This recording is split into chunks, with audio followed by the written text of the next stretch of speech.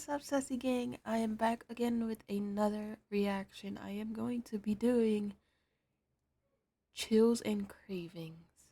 That's what I'm gonna be naming my food and my mukbang and reaction videos. Chills and cravings. So if you guys like chills and cravings I'm gonna have a playlist at the end of this video, and it's gonna pop up chills and cravings. Um, but today I am going to be reacting to three true Tinder dating horror stories animated by I R IMR Animations. If y'all hear barking, please ignore it. That is my doggies. But going to be eating. It's a place around where I live. It's called B Uno's. I got, let me get my phone so I can make sure I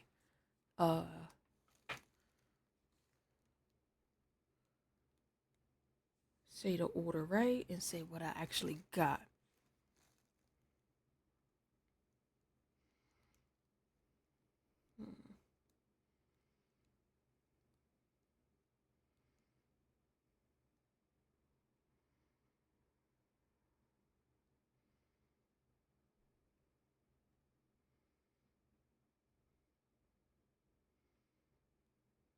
Okay, so I got one taco. Well, I got tacos with, it's flour tacos with salsa on the side, sour cream on the side, and some steak tacos. I got a bottle of soda, and it comes with rice, beans,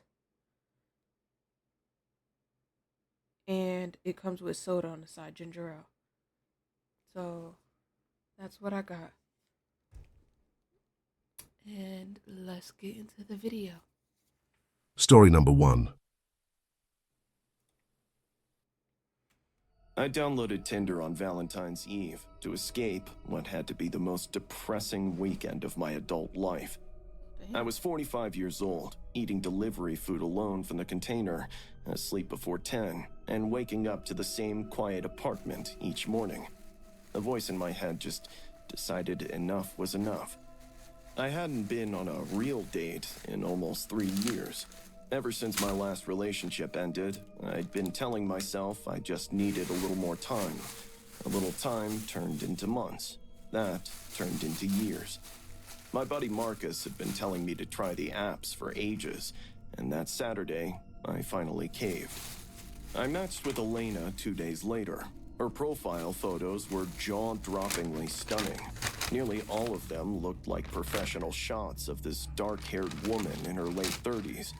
In one, she had captured herself on a beach in Europe, and another at what looked like a fashion event. She listed herself as a lingerie model who had recently moved to the city. I DM'd her, and the conversation moved fast. She was funny in a direct way I wasn't used to. She said she preferred mature men, that younger guys bored her. She called me handsome after I sent a photo. I knew it was probably a lie, but I didn't care. I hadn't been called handsome by anyone in a long time. When I suggested dinner, she surprised me. Dinner's too formal, She said. I'd rather come over and keep things comfortable. Why wait? I have a feeling about you. Every sensible part of my brain told me this was too good to be true. No. Men like me didn't get women who looked like her by punching keys on their phone. To top it all off, with the flirty photos and her asking to come over, the universe had to be playing a joke. But I was that lonely, picture alone, she looked frustrated, creepy. Like, what and the hell? desperate. And that combination is infamous for making a man both an idiot and an expert at ignoring real threats. She confirmed for 8 o'clock the next evening. I spent the entire following day getting ready in a way I'm embarrassed to admit.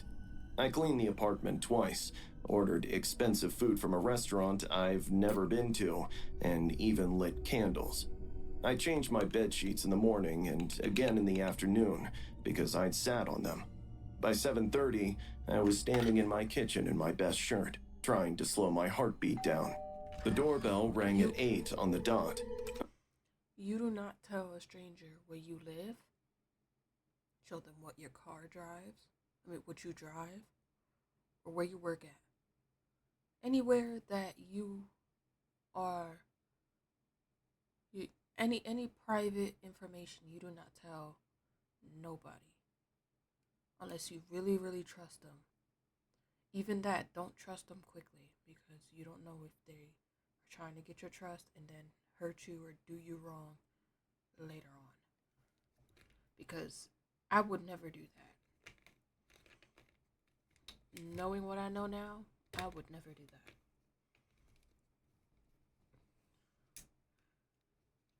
Oh my god, what is up with my freaking soda? It would not close. Now my hand is all sticky and stuff. But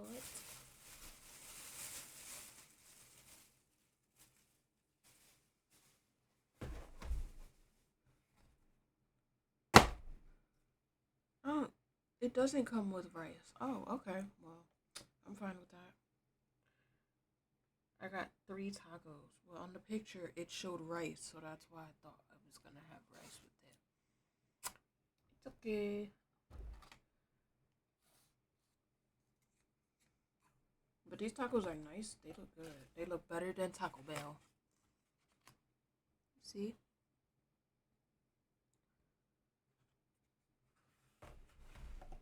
And then I think I said on the side I got a chocolate shake. Look how good. I love it. It looks so good.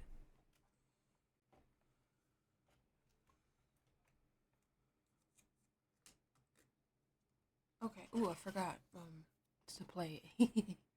I took one breath and opened the door. When you shop at Ashley, your furniture evolves Oh with my your God, home I over hate time. commercials. With a wide selection of modular sectionals, you can rearrange as your family grows. Plus, The woman standing on my porch was somewhere in her late 60s. She was thin and pale, wearing a dress too young.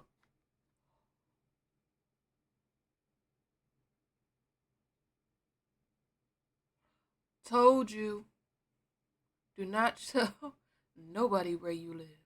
Because what the fudge is that? Why are you telling? That was old pictures of her, and she's using it now to get Tinder dates or something. Because that's crazy.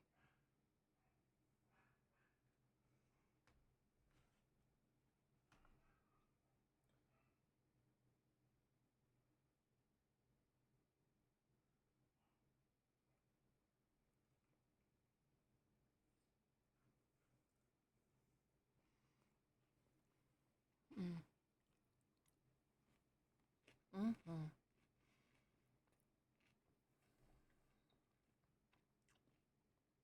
That's crazy. I'm just still in shock. But these tacos are actually really good.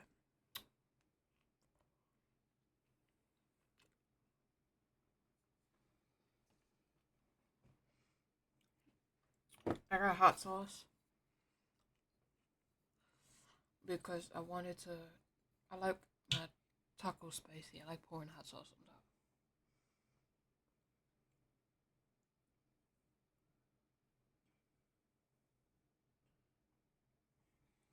Okay, let's get back into the video. My bad. For her.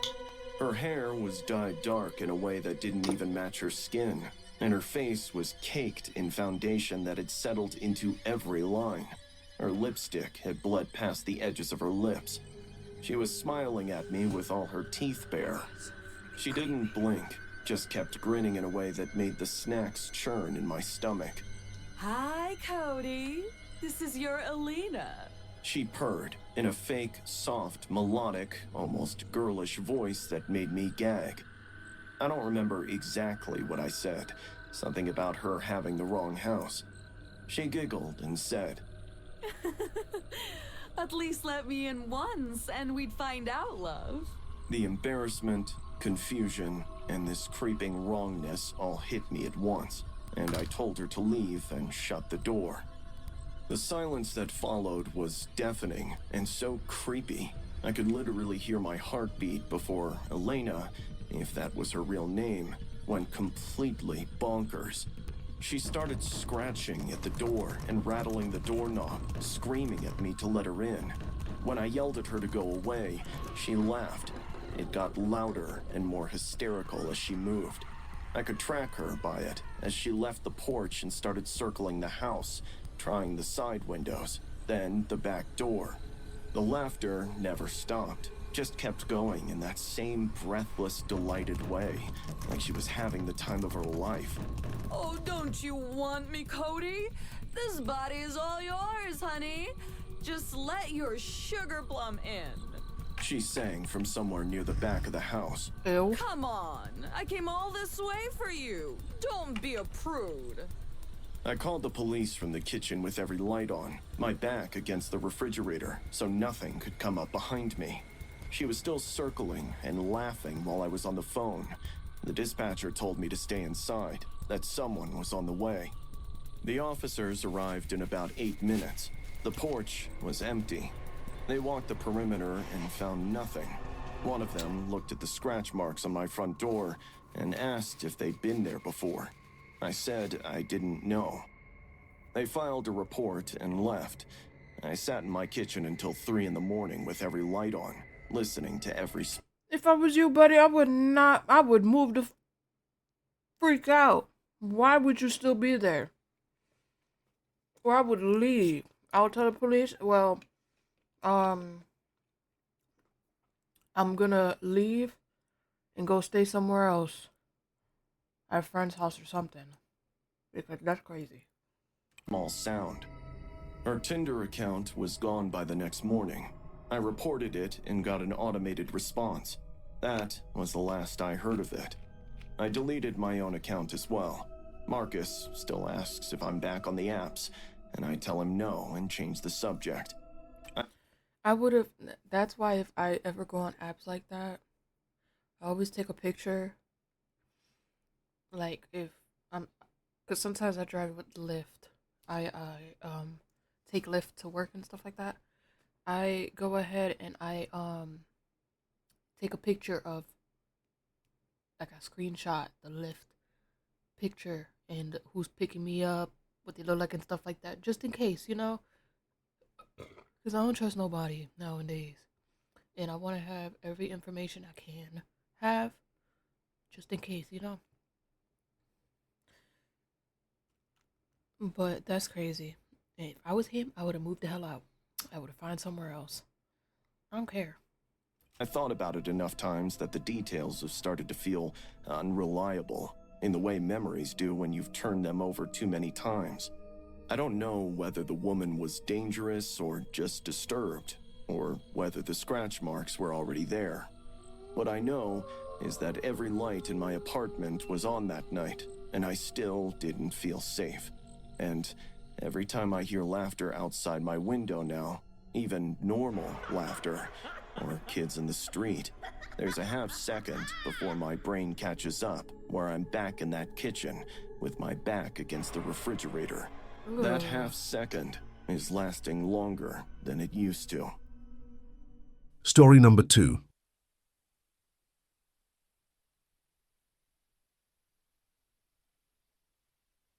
Well, now you know.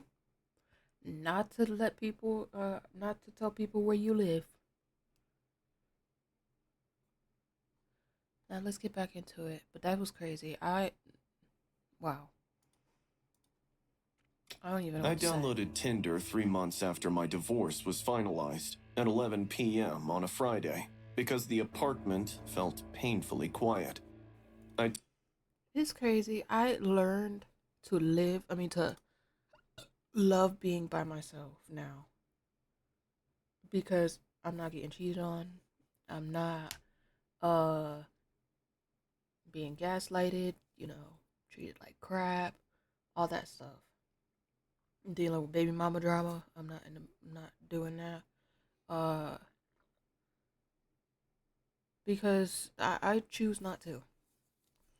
I'm waiting for the right person. Let's see in the future. But so the house being lonely, I wouldn't care. I don't care if I was married or in a relationship and I stayed in the house, I don't care. I'm fine being quiet. I'm fine with the house being quiet. This house, my parents' house where I live at, it doesn't. It's not quiet because my parents had dogs, so they're always freaking barking around. So it's not quiet anyway. So Told myself it was just for distraction. I'd just have casual dinners, maybe partake in some harmless flirting. But absolutely nothing would follow me home. I matched with Daniel on a Tuesday evening. His profile was basic, with only one photo of him Ew, in what the beach shorts and a fishing. you matched with Daniel? That dude crazy looking. Like, at least find someone a little better. Oh my god, I'm sorry, but the freak. Rod, with a bio that read, recently located, looking for something real. If you're a catfish, at least be a magical one. He was 42 and worked as a project manager in a local firm. He messaged first, which I appreciated, and the conversation moved easily without any of the usual awkward nonsense. Our first date was at a wine bar in Midtown. Oh my god, He was looks already so seated creepy. when I arrived and stood when he saw me come in. Much to my relief, he was the exact lean guy from his profile photo, with gray shoulder-length hair, a thick beard, and a small ring in his nose. We talked for 3 hours. He remembered I'd mentioned having a bad week and asked about it before we even ordered. He laughed at things that were actually funny and listened in that rare way where you can tell someone is actually processing what you said and not just waiting for their turn to talk. When he walked me to my car, he smiled and said, "I've been waiting to meet someone exactly like you, Mira." I laughed it off at the time, as one of those good first date closure people often say. The second date was dinner at a place he'd clearly researched because he knew I didn't eat red meat. He brought up small things I'd said weeks earlier in our messages I'd already forgotten. It felt attentive. I told my friend Daisy about it, and she said it sounded like a green flag. By the end of the second dinner, Daniel was talking about destiny and how certain people were meant to find each other. You know, I almost didn't make a Tinder account at all, but something made me just download it the night we matched. I smiled and changed the subject. Wait a We were minute. on our third date. I don't have Tinder, and I choose not to because I don't want to. But you're allowed to match with somebody before you download the app. So what, are you allowed to go on the web and do it or something? I'm confused. I don't know. Well, y'all guys can tell me in the comments if y'all want to. It's up to y'all. When he brought up marriage. Mira, I am at a point in my life where I know exactly what I want, and I'm really not interested in wasting time getting there. I told him gently that I wasn't looking for anything serious, that I was still finding my footing after my divorce. He simply grinned down his nose, as if he were looking at a kid trying to play adult. "You don't know what you need yet," he said. "But that's okay. I'll be very patient with you." The way he said it made my palms sweat. So, I canceled our fourth date. I texted him, saying I didn't think we were a good match. He responded 3 times within the hour. Each message was longer and more intense than the last. It got to the point where I had to stop replying. The messages He about to kept find out coming where she anyway. live or something like that. At first, they were almost reasonable, like he missed talking to me. Soon enough, he started trying random video chats at 2 and 3 in the morning. When I wouldn't pick up, he'd send long texts explaining how I was making a mistake, and he wouldn't let me. I blocked his number, thinking maybe now he'd get the hint and move on. An hour later, a photo arrived through Instagram from an account I didn't recognize. It was my gym, taken from the parking lot. I was visible in the background through the window, on the treadmill. Another one was from my office building. One after that was the cafe on the corner of my street, where I went every morning. Each One's photo had a about to be about caption her like, house. "Miss you, Bae. Thinking of you. Just making sure One's you're about to be safe." about her house. I went to the police. The officer I spoke to was patient, took my statement, but explained that nothing Daniel had done technically constituted a crime yet. I drove home that night with my eyes on the rearview mirror the whole way. The last message he sent before I locked down every account I had was, "I just want to protect my future wife." That evening, I came home from work and noticed something off about my front door. The hinge on the right side looked different. I leaned in close and saw fresh screws. The metal was still bright, without a trace of rust that had been there since I moved in. With a shaking hand, I pushed the door open slowly. Everything. Why are you? Oh. If you look at your house and you see something change at your house and you didn't touch it, call the freaking popo. Why would you investigate? That don't make no sense. This steak tacos is actually kind of bomb. Not gonna lie.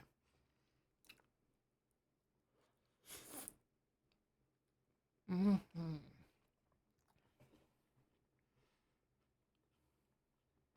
gonna get these more often.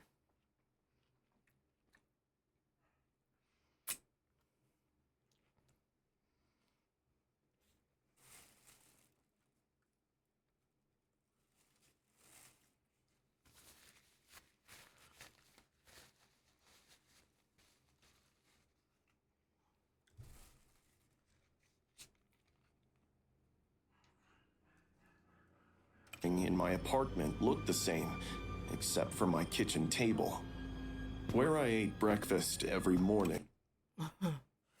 Oh, Jesus Lord.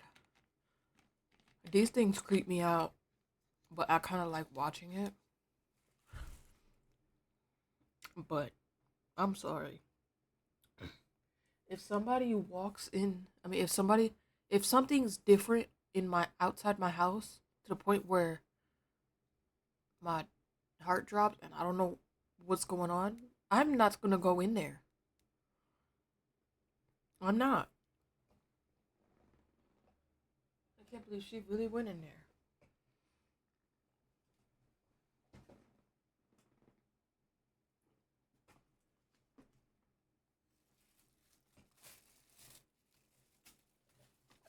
A lot of my pico de gallo and stuff that was on my oh, excuse me, taco, it fell off out my taco, so I'm gonna eat it.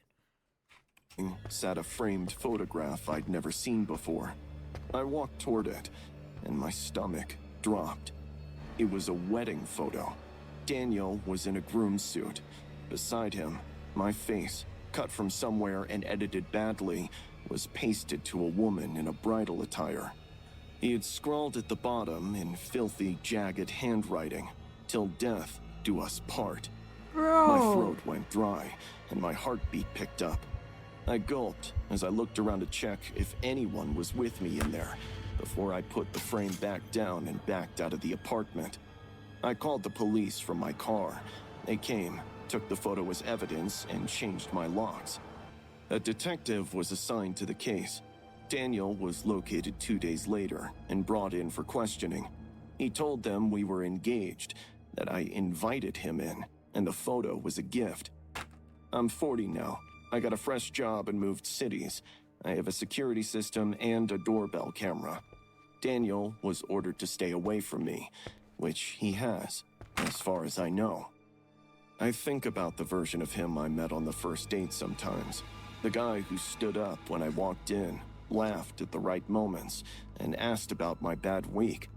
I wonder how much of it was real, and how much was theatricality. I never re-downloaded Tinder. I probably never will. Story number 3.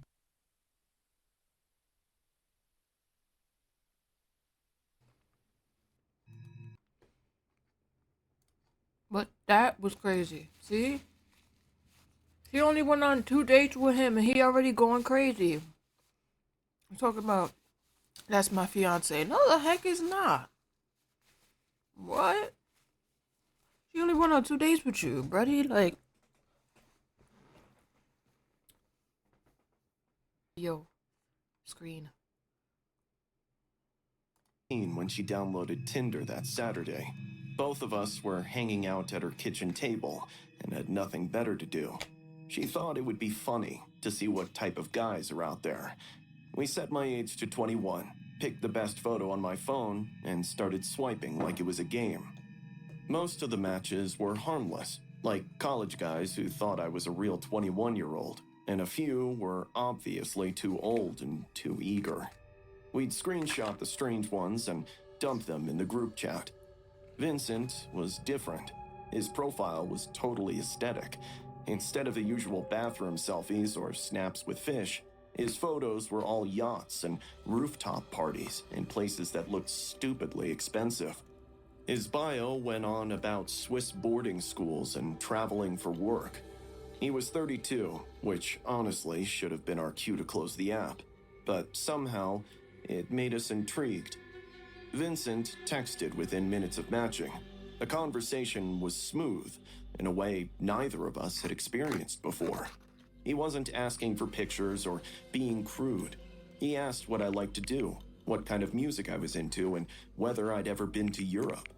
He dropped comments about taking the right girl shopping in Milan, and how he preferred women who knew what they wanted. After an hour of this, Fabiana grabbed my phone and read the whole thread from the beginning. He wants to spoil you, Julia. He's gonna buy us expensive stuff. We'd have a few dinners, some jewelry, then block him. My cousin does this all the time. What's the worst that can happen? She squealed, grinning. I knew it was stupid, but Fabiana had a way of making stupid things sound reasonable. We agreed to meet him the following morning at Riverside Park. It was a public place, and we would both be together in broad daylight. The meet felt safe until Vincent texted again. Julia, I'm sorry. I gotta fly tonight for a business meeting tomorrow morning, and I won't be in town for a week. I really don't want to go without seeing you. Can you make it tonight instead? I'll be in a silver Porsche. Come at 9, okay? Fabiana Tonight? said yes No. before I could even think about it. I told myself it would be fine. The park was only 5 minutes from her house. We'd be together and leave the second anything felt wrong.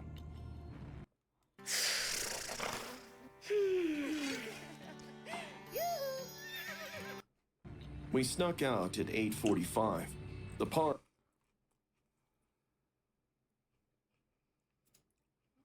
That's crazy.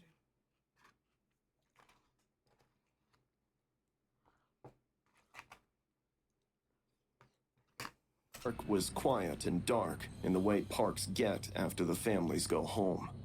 The streetlights along the main path had gaps in them, with long stretches of shadow between each pool of orange light.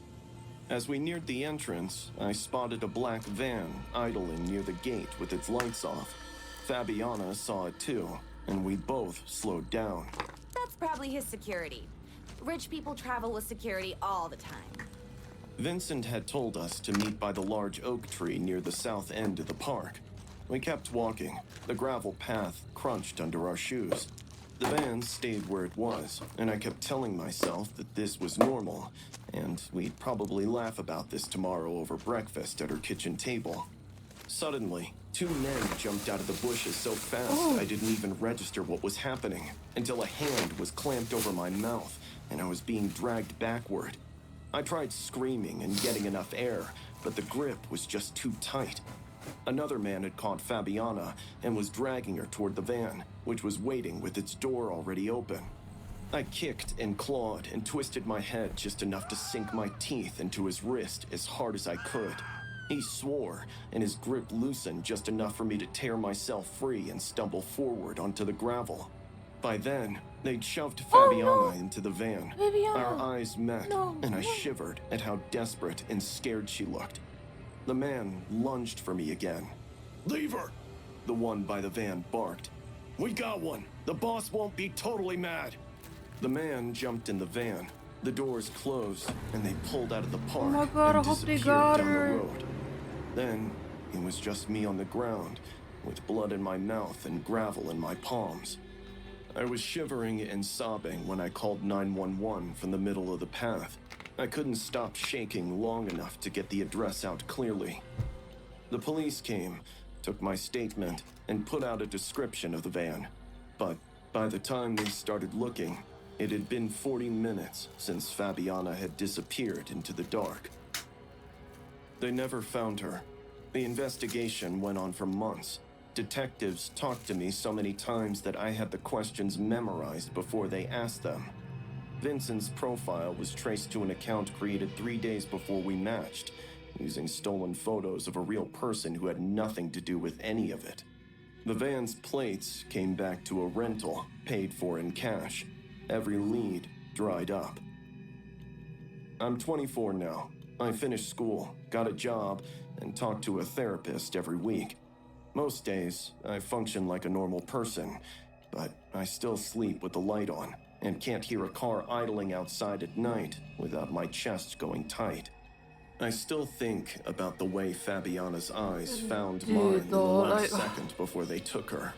She looked so at first, I'm not gonna lie to you, I kind of didn't like her because she seemed like that type of girl that, you know, would do anything. Like she's the type of girl that will, you know, convince the other girl to do stuff, and then when the girl do it, act like she like, oh, well, why'd you do it? Like type of female. Am I the only one that thinks that? But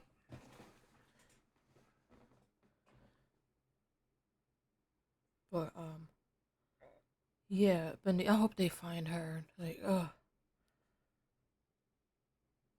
because I think this is a true story. So, dang, that's crazy. scared, like she was asking me to do something, and I didn't know what it was, and I couldn't do it anyway. I don't know where she is. Nobody does. And the hardest part, the part I've never said out loud to anyone, is that somewhere in the back of my mind, I already know the answer to that. I just can't make myself finish the thought. Well, that was it for the video, guys. If y'all guys like this video, don't forget to leave a like, a big thumbs up. Don't forget to comment what other videos you guys want me to react to, and what other mukbangs you guys want me to do with the videos, and subscribe to my channel for more. I hope y'all guys enjoyed this chills and mukbang. I think that's how I called it. I don't remember. But I'll see you guys next time. Bye, Sassy Gang. Peace.